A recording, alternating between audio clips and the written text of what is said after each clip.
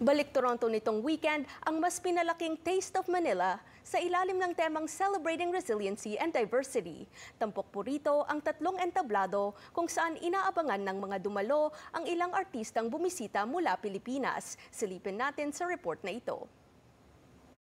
Isinagawa nitong weekend sa Toronto ang isa sa mga pinakamalaking Filipino festivals sa Canada, ang taunang Taste of Manila.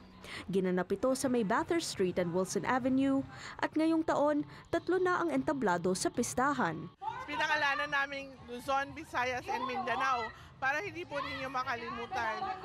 At hindi lang yon, sa bawat stage meron kaming team. Sa Luzon, may mga artista or celebrities na galing sa Philippines. Sa Mindanao, meron ding mga celebrities na karamihan sa kanila ay galing ng North America. Ang pagkakataong masulyapan ng mga paboritong artista, isa sa mga pinaka-naghikayat sa ilan na dumalo sa festival. I come to see the celebrities and the performances and the food. All the Filipino artists like Roro Madrid, Kylin Alcantara, Miss Ay de las Alas. Ang Taste of Manila 2025 merong tema na Celebrating Resiliency and Diversity. After we got rained out last year, and of course after what happened to the Lapu-Lapu Festival, we thought that it's appropriate to actually celebrate diversity and resiliency. Aniya, dahil sa trahedya, mas pinahigpit ng organizers ang seguridad ngayong taon. Number one, meron kaming HVM or Hostile Vehicle Mitigation. So, kung makikita nyo yung bawat dulo ng ng ating festival, ng kalsada, meron po tayong HVM na naka-install. Secondly, meron tayong mga police na nandito.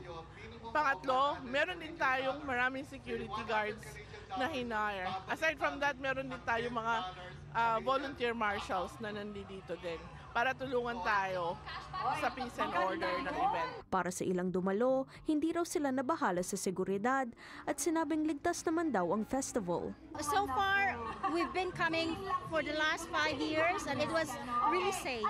So we don't feel like unsafe. I think as long as we follow the right precautions and I think we should be fine. But I mean, yes, the amount of people, there's always concern about that. But if everyone follows the right precautions, then I think we should have the freedom to enjoy, right? Dumalo rin dito si Toronto Mayor Olivia Chow na sinabing sinasalamin ng pistahang ito ang kulturang makikita sa syudad. Look at how beautiful it is, how many people are here. They're happy. It's one big family. That's what Toronto is about. It's about resiliency. It's about diversity, which is the theme of the Taste of Manila. It's just gorgeous.